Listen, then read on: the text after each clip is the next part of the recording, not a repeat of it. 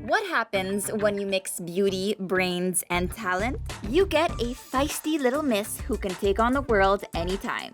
Just like Nicole Asensio. This gorgeous multi-hyphenate is an inspiration for any dreamer who longs to pursue many different things. She's successfully taken on the world of music, theater, and hosting. And now, she started her journey as a jewelry designer, an accidental pursuit that came about from wanting to keep bits and pieces of her father and grandfather with her always. While she may have lived a privileged life as she's part of an influential family in both politics and show business, Nicole has gone through personal challenges that helped shape the woman she is today. And lucky for us, she's opening her doors to let us take a peek into her closet and into her colorful life. Welcome to Closet Confidential.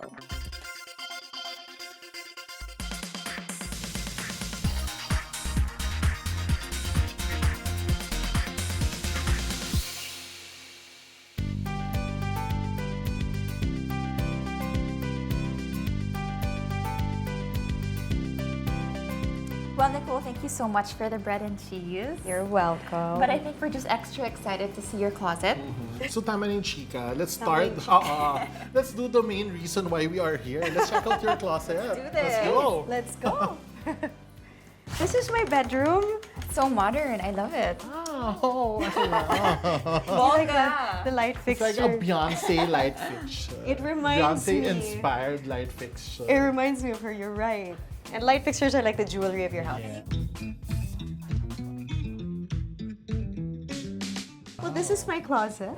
Oh my gosh, akala ko ba hindi organized? So the first thing we noticed actually is the mirrored closets, which I think makes the room look so much bigger. So let's open it now. I'm so excited to see it.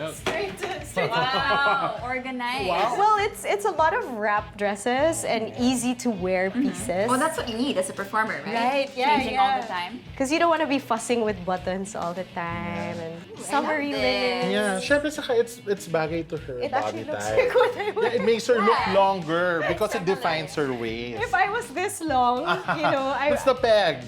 yeah, this is the peg. This is the length I want to recreate. And the next one is a Jackets, jacket. blazers. So this is velvet? like a I love that piece because I can literally wear it over anything. Yeah. Up next, we have some of my bags. Oh, another. Wow. We find this in almost everyone's closet. This is like, Well, it works with a lot of outfits and it's yeah, it's useful. You can fit a lot of stuff. And this one is, well, that is my office wear. and automatically, talagang pag-patterns talaga. Yeah, the polka dots. Yeah. You recognize the designer, do you? Yeah. Hi, Miss Debbie ko.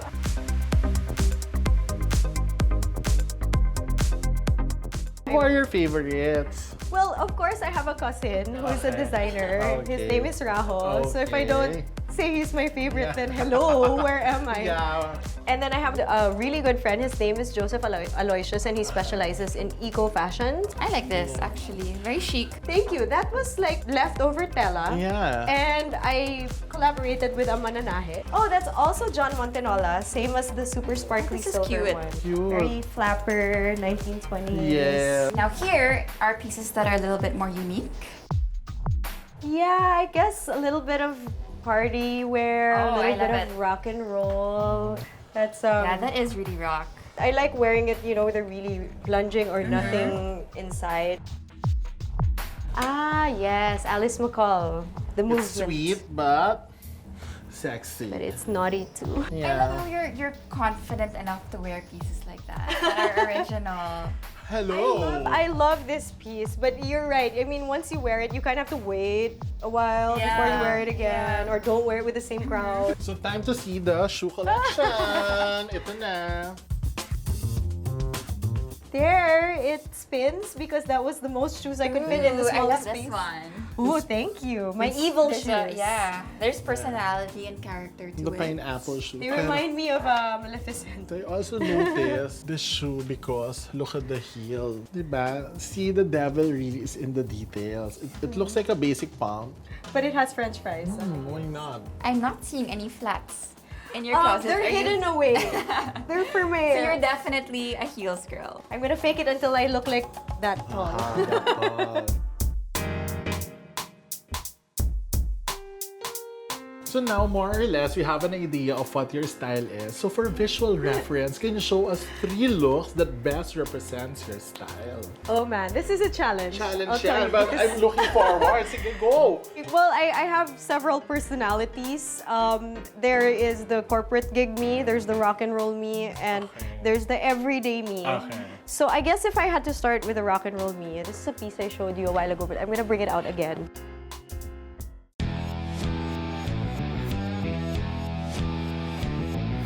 Yes. I would totally do this with ripped jeans and even just a white tank top or a black tank top. And Or- again, it's Filipina. You have Yeah. that fabric, the traditional fabric, which is so important when you're performing. Right, and it can even be a swim cover-up. If you're at the beach, it can be any. Oh, that's a good point. I didn't think of that. If I was going to a corporate event which goes from day to night, I would probably pick out a jumpsuit because you know I love them. Yes. So maybe something plain like Establishing that. this, like a gray sweetheart cut.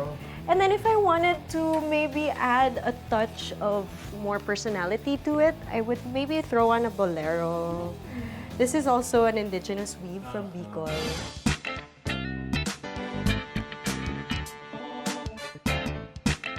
And it has, you know, a little bit of... Nakakatuwa talaga na parang there are readily available pieces in locally made fabrics. For the laid-back vibe, I would Feeling probably- ko, Feeling ko hindi laid back. I would probably wear lounge pants because Oh. they're comfortable, and to still have like a rock and roll feel to it, I would do it like in a... Yeah.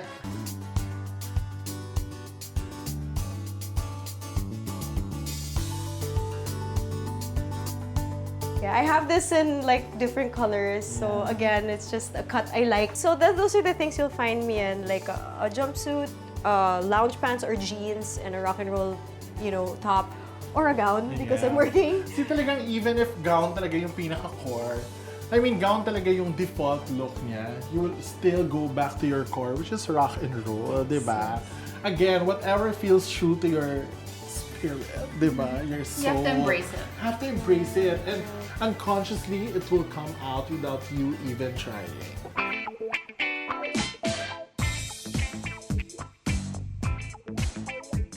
This gown is more than twice my age.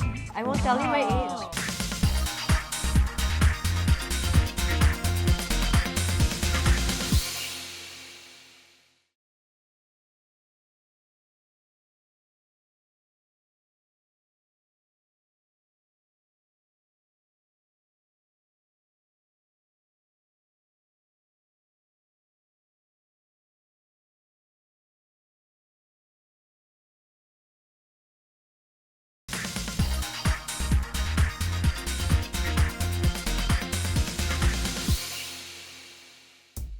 I'm sure you have a jewelry collection since you design jewelries, right? Well, I just started designing jewelry about a year and a half Okay. ago, almost 2 years ago. And it started because a lot of my friends are starting to get married. So you're making engagement rings. Yeah, I'm I assuming. ended up helping them The out. engagement rings. Yeah, we're at that age. We're at that age. You know, a lot of my clients for jewelry, they don't just get engagement rings. They buy themselves rings, and we've dubbed them independence rings. Wow, I love that. You're all First about time, huh? empowerment, aren't you? I am. You rock your clothes. believe that, you know, fashion is an art, and art is creation, and creation is the antithesis to all bad things ever in the world. You just keep creating. And Amen. so this girl's best friend is actually emeralds. They're my favorite stone. And the second Kanina piece... po yun yung green. Yeah, I do love green. I don't know why. Ay, ang ganda. This is the second piece I ever made. Earrings? Yes, they're earrings. They're 7-carat emeralds. And they have a matching ring. So this is the matching ring in an 8-carat emerald with a Wow. 3-stone setting. And do you design them yourself? Well, yeah, but they're quite simple. I mean, it's not like I went crazy to the moon. Most of my designs are very simple, so you can wear them with most pieces. So how do you sell them? Do you have a shop? Well, not yet. I'm slowly collecting enough pieces so that I have something to show. But for now, I get contacted online because I post on social media and people inquire course, with engagement rings, it's a very personal thing. Like, you know, everyone has their own preference. Some people like diamonds, some people don't believe in diamonds. So I really work very closely with the person who's inquiring. So this is the first piece I ever created. It's a 3-piece set. And what I made it out of was little broken pieces from my dad's jewelry that he gave me when I was a kid, my grandfather. And I just wanted a piece to kind of remember them by that is nice enough to wear with anything in your closet. You can wear it as separate. Pero naiyak naman ako. So whenever I see You have a memory of your dad or your grandfather on your finger at all times. Yes, and it's aesthetically pleasing because what else are you gonna do with like broken clasps? That's a good point. Sometimes for my clients, we do a witness ring for an engagement ring, and we get broken pieces from like people who are important to the relationship, a tita, a mom, a grandma, and we melt those down, and those are the witnesses of their marriage. And it's cost effective. Pero naiyak ako talaga. Ang ganda. So that started the journey with jewelry, and now See, talagang even without the presence, talaga the physical presence, they continue to guide us. Diba? Look they're where it part- led you. And it's something that, you know, still looks fabulous. It doesn't have to look dreary and depressing just because it's, you know, it's commemorative in a beautiful way.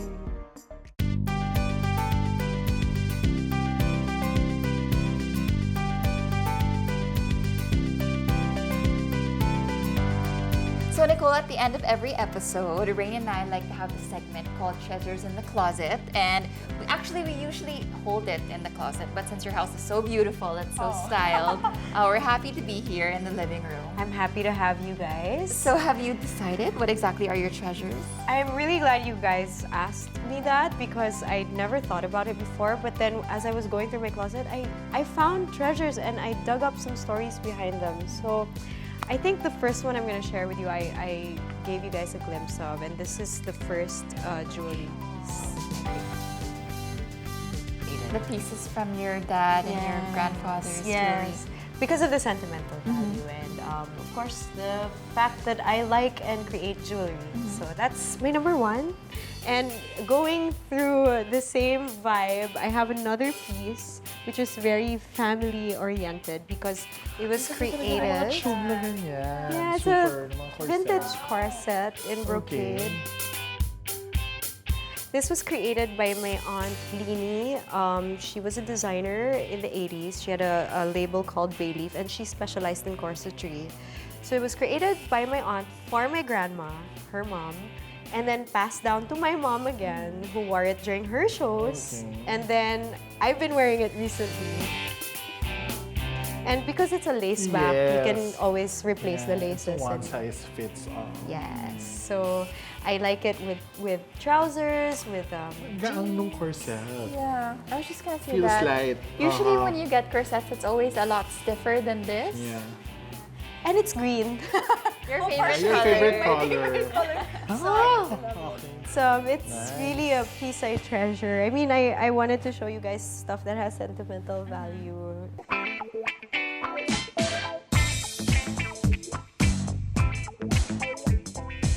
The drummer, he was my best friend. And he passed away.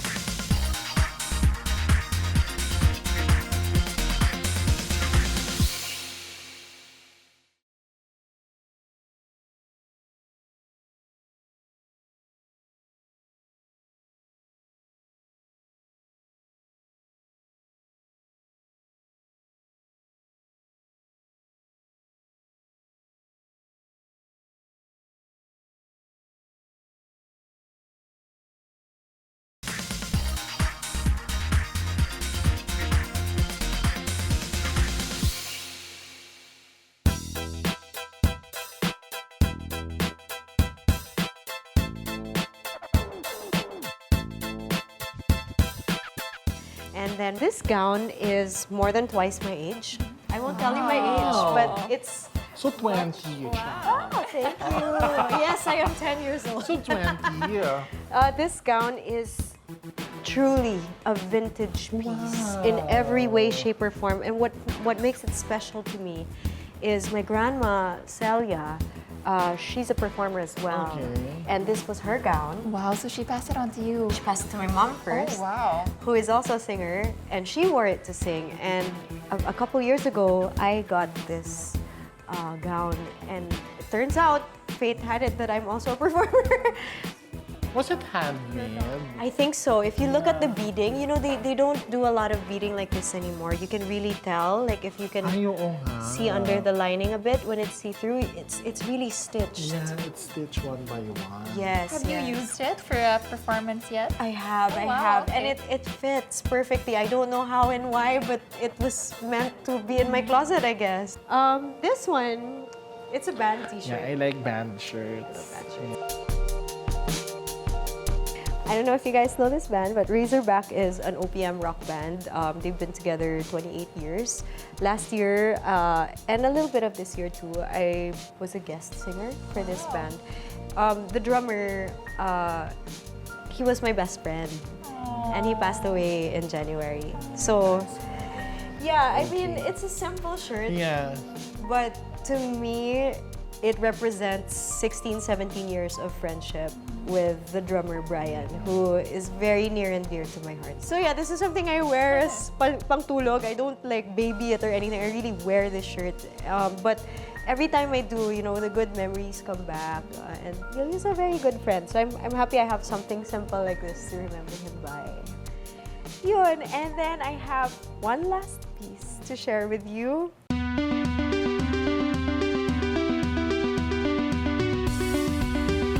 It's a very special piece, also created by Joseph Aloysius in Pinalak. And the reason this top/dress is very special is Lang Dulay, who is considered like the grandmother of tribal weavers in Lake Cebu in Mindanao. She was really an institution in the weaving community. And my friend Joseph went there briefly to study the craft. You know, unbeknownst to him, when he arrived there, she just passed away also. And it was her funeral. And this fabric was one of the last pieces she ever wove. Wow. So it really is a museum piece. It has so much history in it because she's really a figure of history in you know, Filipino textiles and fashion. So I thought this was priceless. Like I can't even tell you how much I would sell it for because it's so meaningful. So there. The same fabric as the tube top. Yes, yes. But this one was woven by Lang Dulay herself. So it's extra special kasi sa kanya talaga yung weaving pattern. And they say that they only weave a pattern when they dream about it. Oh, So that's why they're called, allegedly, they're called the Dream Weavers for that reason. I love how you chose pieces that aren't just beautiful, but also remind you of special people in your life, whether it was the jewelry from her dad or the gown from your grandma. Thank you. And I'm so glad you asked me because I would have never thought about these things. But at the end, when you look at the material things you collect, when you look at the things around you, what's really more important? Their monetary value or the people that you spend time with, the memories they built? And if little material things can remind you of these things, then how much they cost really doesn't matter. And speaking of all these people, we know, Nicole, that you come from a very influential family. You have relatives in politics and in the arts. So do you think that has influenced you in any way to become that musician? I think my family really holds a high regard for the arts. They're mostly, you know, involved some way in performing or visual arts, and that's something that was part of our childhood. Like coming home from school, before I do my homework, I would pass by my uncle Kokoy, who'd be playing the piano, and he would stop me and say, come here, I want you to listen to this and vocalize this bit." And that just became normal to us. So without it, parang my day isn't quite complete.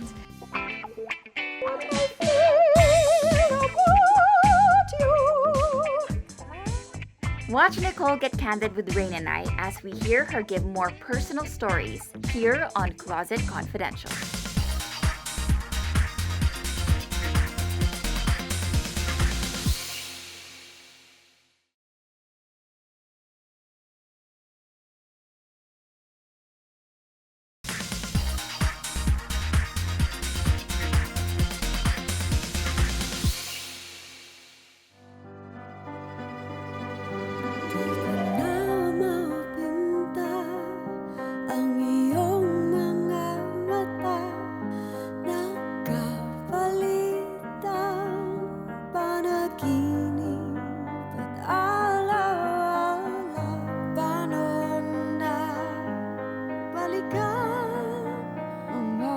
So speaking of your music, we heard that you're actually called schizoprano. Is that correct? What is that? What's that all about? I actually borrowed that term.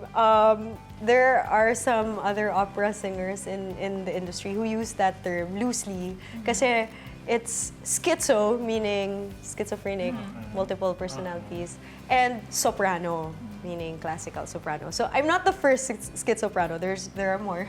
Wait, so does that mean you're very active on stage with the soprano voice, or does it mean you can do a variety of? I guess yeah, it's the variety angle that we're playing with. In no way do I claim to be a legitimate, classical singer or jazz singer or rock singer. I'm none. I'm just a creative person who likes to experiment with whatever art form I am given, and so that's why the schizo angle is there, and the soprano angle is there, is because that was my first genre. So who are you on stage? I mean, how does that reflect to your personal style, given this alter ego? It depends what show I'm doing because I hop around from genre to genre. So, like, sometimes we do a jazzy show with a big band, and we have the rock and roll chick, we have, the classical girl. So, it really depends what kind of show I'm doing, but it's fun to be. Because I notice you are inclined to modern indigenous fabrics.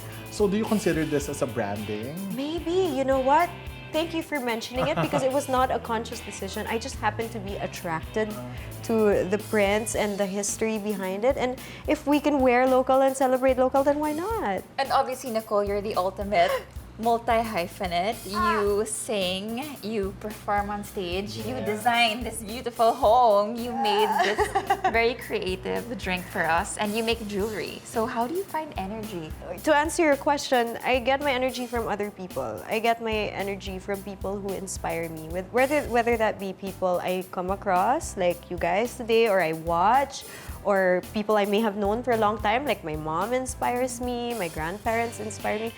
You have to keep an open heart and open mind to learn from others, because there are people out there who are doing amazing things. And if you shut yourself out to that, you'll be stuck in the same old, box forever. And it's all about thinking outside the box, doing things outside the box. Experience. Travel if you can. You don't have to go far. You just or meet new people, talk to people who aren't your age or who aren't from the same country as you, and you will be surprised. It will compel you to create and to make something of yourself. So I think we already built the case that you are a woman of many talents. But at the end of the day, what is your goal? Wow, that is quite the question. I'm not one of those people who has it all figured out. Every day I learn something new, so I have to adjust. And as I get older, I learn how to adjust more graciously, I guess, because not everything is in your control. You can own it, you can claim it, but you have to surrender to the possibilities around you. And as an artist, I think maybe my goal is just to keep creating. And it sounds easy, but it's actually difficult sometimes, right? You're uninspired, you lose confidence, and I have many, many of those moments. But just to be able to have the opportunity to create and maybe share it with someone who I can impact in some way is goal enough for me. That's it. That's my bucket list. Well, since we're in the presence of the schizoprano, I think it's only right that we hear the voice. Nagpa-sample si Miss Laura. We need a pa-sample. Wala sa script yan, guys. Wala nga, no? I don't know what I'm gonna sing, but... Or sing, what do you feel about me and Rain? What I feel about you is that you're amazing all the time. But you don't notice what I feel. So let's share a drink. Ayan. Hold I your like glass that. up. Sobrang magical yung experience. Wow! Baka lasing na kayo. Cheers! Oo, I And think I thank dropped you. na. I Thank can you for feel this my drink. nose. Thank you, by the way. Thank you. It's a pleasure having you guys. Cheers, guys. Art is power, style is power. Yeah. And as for you guys, catch us next week for more candid conversations here on Closet Confidential.